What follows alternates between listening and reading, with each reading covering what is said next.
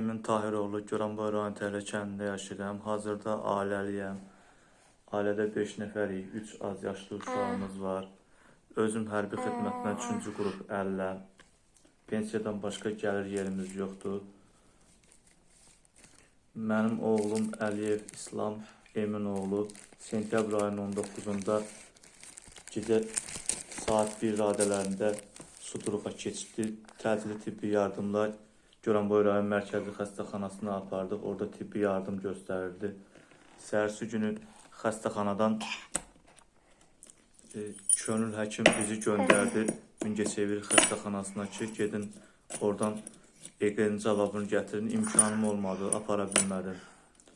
Mən Heydər Əliyev fonduna da müraciət eləmişdim. Uşağımın xəstəliyi ilə bağlı, maddi yardımla, bunun müalicəsi ilə bağlı.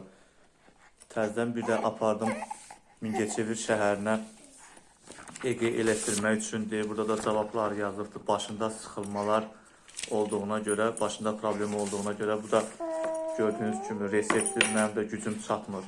Mən də deyirəm ki, mənə köməklik eləyin. Mən uşağımın müalicəsini elətdirmək üçün. Goranboy rayon icra hakimiyyətində də olmuşdum həftənin 3-cü günü. Seymur müəllimin qəbulunda oldum. Dedim ki, mənə köməklik eləyin. Mənim uşağımın reseptini ala bilmirəm.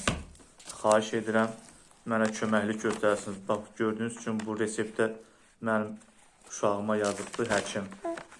Mən bu dərmanları ala bilmirəm. Deyirlər ki, Bakıda yatmalıdır bu uşaq. Uşaq xəstəxanasında. Bu da onun başının EQ-sinin cavabıdır. Xahiş edirəm, mənə bir köməklik göstərəsiniz.